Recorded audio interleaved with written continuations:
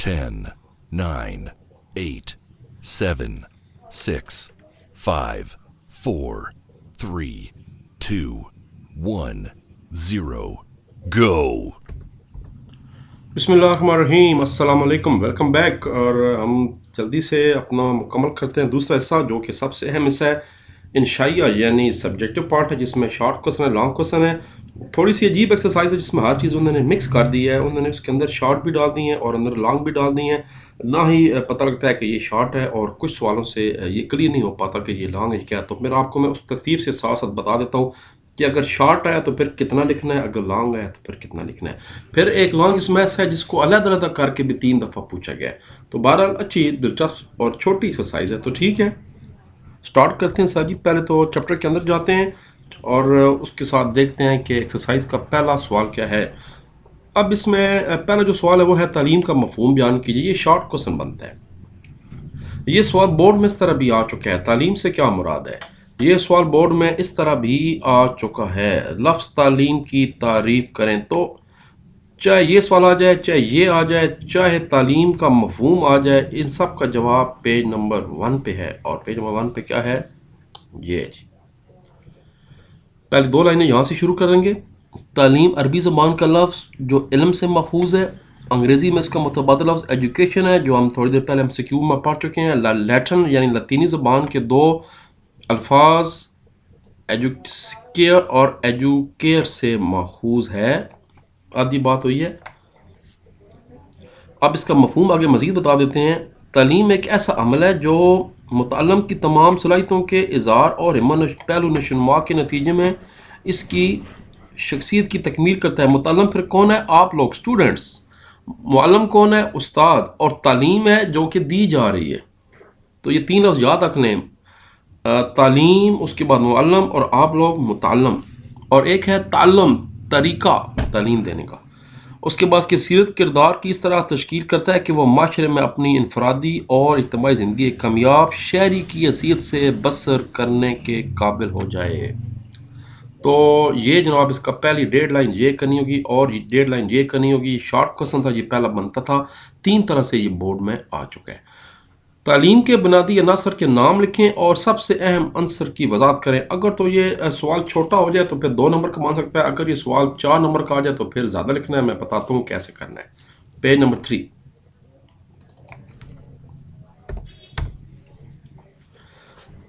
अब अगर सवाल आ जाए 2 नंबर का सिर्फ के तालीम के बुनियादी अनासर के नाम लिखें, तो फिर तो जनाब ये होगा, तालीम के बुनियादी अनासर मंदरजा ज़ैल हैं और आपने एक दूसरे के नीचे लिखना होगा ताकि 6 लाइनों का शार्ट बन जाए। मुतअल्लिम यानी स्टूडेंट, मुअल्लिम टीचर, नसाब कुरिकुलम, माशरा सोसाइटी जिसमें नसाब दिया पढ़ाया जा रहा है, टीचिंग तदरीस और लर्निंग ताल्लम।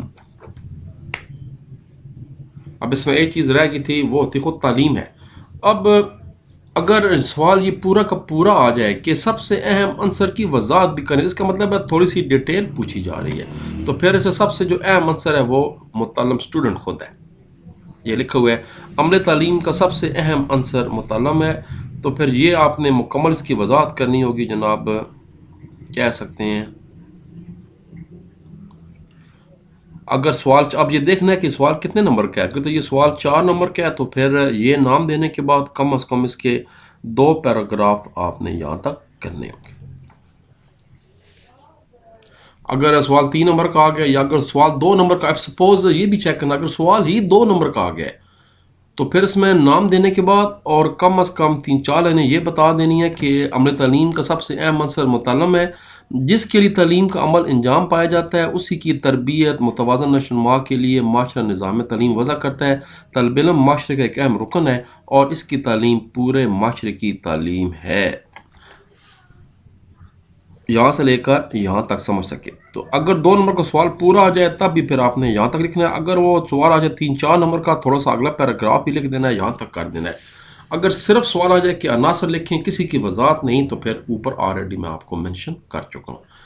तो अब आपको यकीनन समझ आ रही है कि क्या हो जा, जितना सवाल इतना जवाब देना है। नसाब तालीम से क्या मुराद है, अब ये एक अलग चीज़ है। 2 नंबर की आगे डिटेल आ गई है कि अमले तालीम में नसाब की क्या अहमियत है। ये अब लॉन्ग सवाल बन जाता है, वजाहत करें। वजाहत आगे मतलब है डिटेल चाहिए। تو یہاں پر بھی یہ دیکھا جائے گا کہ یہ سوال کتنے نمبر کا پیپر میں ہے. اگر تو 2 نمبر کا ہے تو اس کا جواب پہلے میں بتاتا ہوں. پیج نمبر 4 پہ کرنا ہے.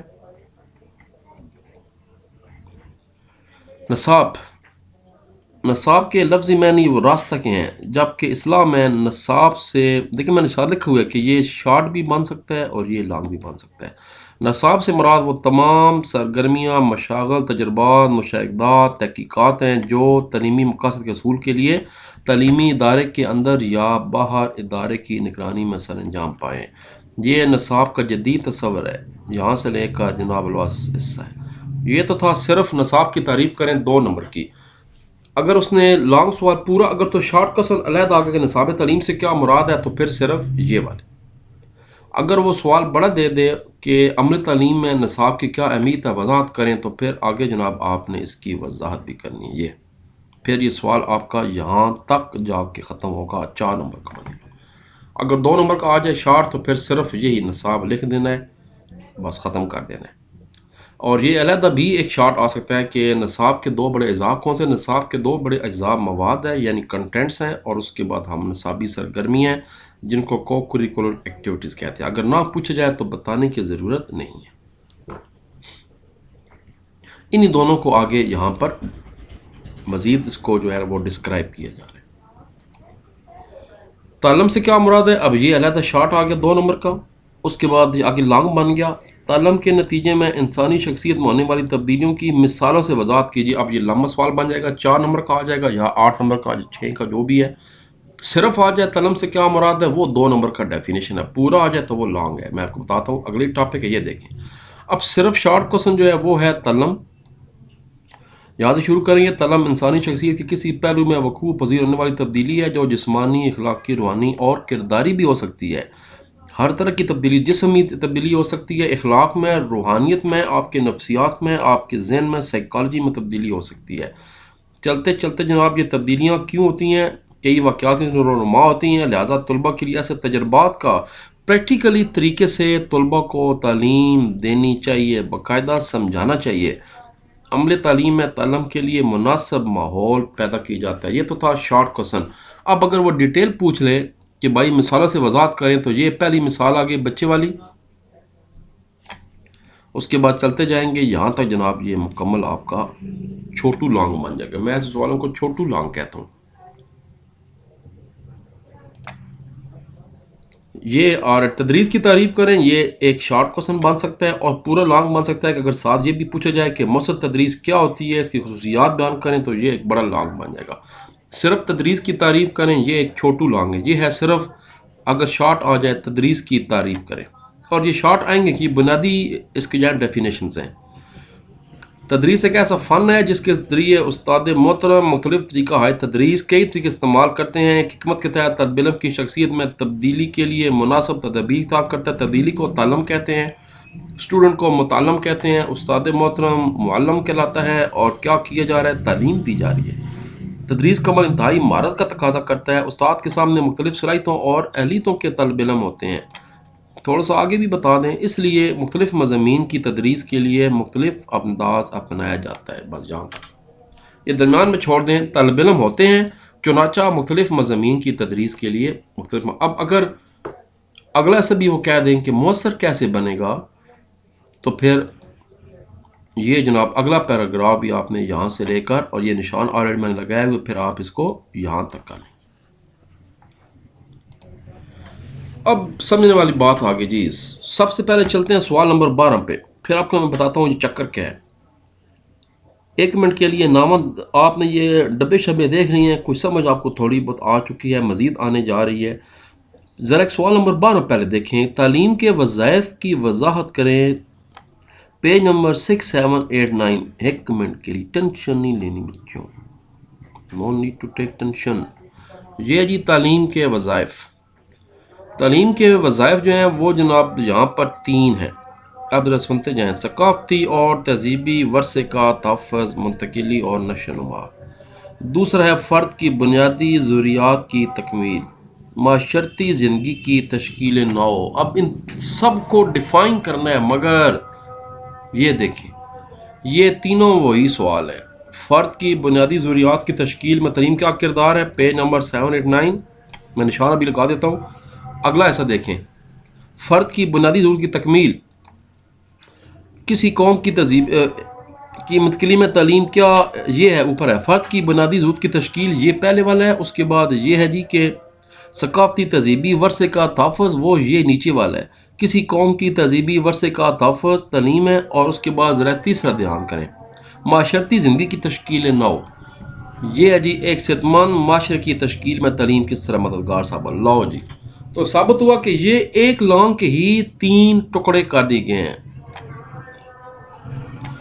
اب بہتر تو یہی ہے کہ اکٹھا سوال کبھی نہیں ہے، کیونکہ یہ بہت بڑا سوال ہے، تو آئے گا اسی طرح جیسے یہ سوال نمبر 9واں 10واں اور 11واں، آپ ان کو علیحدہ علیحدہ کر کے تیار کریں۔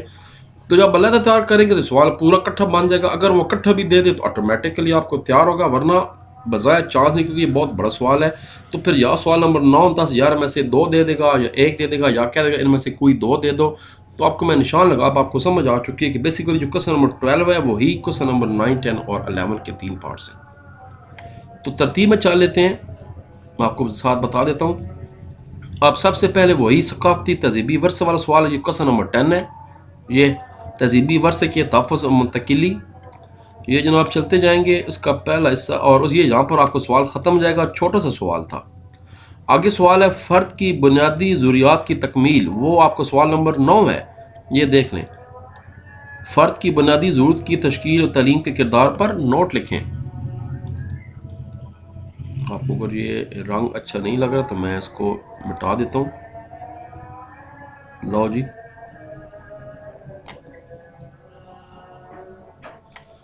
اب اس کا جواب شروع ہو جائے گا، یہ فرد کی تکمیل آگے چلتا جائے گا۔ اس کا پہلا حصہ آ جائے گا جسمانی صحت، اپنی حیثیت کی پہچان کی خواہش آ جائے گی، اس کے بعد شہری کے حقوق فرائض کا علم، پھر تعاون آ جائے گا، اس کے بعد معلومات کی فراہمی ہے، دین وی ہے مہارتوں کا اصول، اسکلڈ، ورزشیں اور کھیل، کوکولر ایکٹیویٹیز، مثبت انداز فکر، بھائی بڑی لمبا سوال ہے، جمالیاتی حصص، تصور کائنات، اور سوال ختم، بس صرف 3 صفحوں کا تھا۔ اب سوال نمبر 11، ایک صحت مند معاشرے میں کی تشکیل میں تعلیم کس طرح مددگار ثابت ہوتی ہے، وضاحت کیجیے، پیج نمبر 9۔ اور اسی بڑے سوال کا تیسرا حصہ یہ آگے جی، معاشرتی زندگی کی تشکیل 9، اور یہ یہاں پر ختم ہے۔ لو جی، اگلا سوال ہے تعلیم کے اسالیب، اور یہ انتہائی اہم سوال ہے۔ اب یہ اکٹھا لانگ بھی آ سکتا ہے اور یہ علیحدہ ٹاپک بھی آ سکتے ہیں، ذرا غور کیجیے گا۔ پہلے سوال نمبر 14 پہلے کرتے ہیں، 13 میں بعد میں کراتا ہوں۔ تعلیم کے دائرہ عمل کے حوالے سے مندرجہ ذیل کی وضاحت کیجیے۔ نہیں سوری پیج 15 بھائی، سوری کوسچن نمبر 15، آئی اپالوجائز۔ یہ ہے جی، رسمی تعلیم اور غیر رسمی تعلیم پر نوٹ لکھیں، اور ساتھ میں نے جب اس سوال کو بورڈ میں اس طرح بھی آ چکا ہے کہ تعلیم کے اسالیب پر نوٹ لکھیں، what are different modes of education, تو یہ اس میں پھر تینوں بتانے ہوں گے، پہلے رسمی تعلیم، پھر نیم رسمی تعلیم، اور اس کے بعد غیر رسمی تعلیم۔ پہلے رسمی تعلیم آ جائے گا، اس کے بعد نیم رسمی تعلیم آ جائے گا، اور آخر میں غیر رسمی تعلیم آ جائے گا۔ تو یہ سوال پورا آپ کا یہاں پر ختم ہو جائے گا۔ یہ بورڈ والا سوال اس طرح دے چکا ہے، اگر بورڈ والا سوال اس طرح دے دے جو ایکسرسائز میں ہے تو پھر صرف نیم رسمی نہیں لکھنی، پھر صرف آپ نے رسمی اور غیر رسمی لکھنی ہے۔ اب جناب پیچھے رہ گئے ہمارے سوال، دوبارہ واپس آ جاتے ہیں ترتیب میں۔ یہ 15واں میں نے آپ کو پہلے بتا دیے۔ اب جناب ہم آ جاتے ہیں واپس اپنا سوال آگے، سوال نمبر 13، عمل تعلیم میں معلم کے کردار، ٹیچرز کی بات ہو رہی ہے، پیج نمبر 3، واپس چلنا پڑے گا، یہی وجہ ہے کہ میں نے آپ کو پہلے نیچے والا پہلے کرا دیا تھا۔ لو جی، یہ آگے جی معلم آ گیا، ٹیچر، معلم وہ ہستی ہے، یہاں سے سٹارٹ کریں گے ہم لوگ، جو متعلم کی تعلیم و تربیت کا فریضہ انجام، متعلم کا مطلب ہے اسٹوڈنٹس، ہم پہلے پڑھ چکے ہیں بار بار، سب سے مشہور عالم، سب سے عظیم معلم حضرت صلی اللہ علیہ وآلہ وسلم کی ذات مبارک، اور چلتا چلتا میں مار نہیں بن سکتا، بس یہاں تک، یعنی یہ چھوٹو سا 2 پیراگراف یہاں تک۔ سوال نمبر 14، آخری سوال، یہ بھی ایک ہی لانگ، اس کے 3 حصے کر دیے ہیں۔ تعلیم کے دائرہ عمل کے حوالے سے مندرجہ ذیل کی، یہ ایک ہی لانگ ہے، اس کے تین ہی اس کے دائرہ یا وقوفی ہوتی ہے یا تاثراتی ہوتی ہے یا مہارتی ہوتی ہے. پیج نمبر 5 and 6 اذانیں ہو رہی ہیں. تو یہ جناب تعلیم کا دائرہ عمل آ گیا. پہلے تھوڑا سا انٹروڈکشن دے دیں اور اس کے بعد بتا دیں کہ انسانی کردار میں مندرجہ ذیل تبدیلی ہوتی ہیں. اس کی وقوفی تبدیلی ہوتی ہے، تاثراتی ہے، مہارتی ہے. سب سے پہلے وقوفی تبدیلی بتا دیں. ان کا تعلق انسان کے تصورات اور معلومات سے ہے.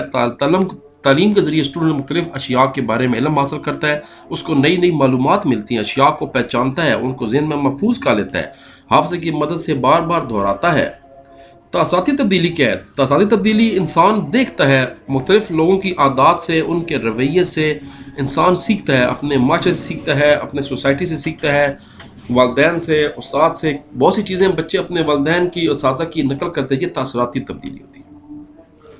اور مہارتی تبدیلی ہے کہ اس کو پریکٹیکلی سکھایا جائے اور اس کو کوئی چیز پروو کر کے اس کو ہنر دیا جائے. یہ ہنر ہے، مہارت آگے. بڑے لیول کی بات کریں تو engineer, scientist, doctors, I T, یعنی جو آپ ہنر آپ کے اندر آ جاتا ہے. ٹیچرز، اس کے یہ جناب پروفیشنل ایجوکیشن جو ہوتی ہے، وکالت، یہ سارے آپ کا تیسرا طریقہ ہے تعلیم کا جو انسان کے اندر تبدیلیت. انسان کے اندر ایک مہارت اور ہنر آ جاتا ہے، انسان سکلڈ ہو جاتا ہے صحیح معنوں میں. ایسے ہی افراد کو تعلیم یافتہ کہلاتے ہیں. یعنی وہ شخص جس کے اندر کوئی مہارت آ جائے صحیح معنوں میں صرف تعلیم کا، اسی کو فائدہ ہوا ہے. وہ ایک انگریزی کا محاورہ ہے نا کہ Jack of all trades and master of none, کہ بھائی بہت سارا چیزیں دے بارے تے جاندا پر ماہر کسی دا کوئی نہیں. تو پھر گل تو کوئی نہ ہوئی نا جی. تو لو جی گل تو ہوگی کیونکہ ختم ہو گئے ٹاپک سارے. تو پھر اس کے بعد جناب ملاقات ہوتی ہے آپ کے ساتھ اگلے ٹاپک سے، چیپٹر نمبر 2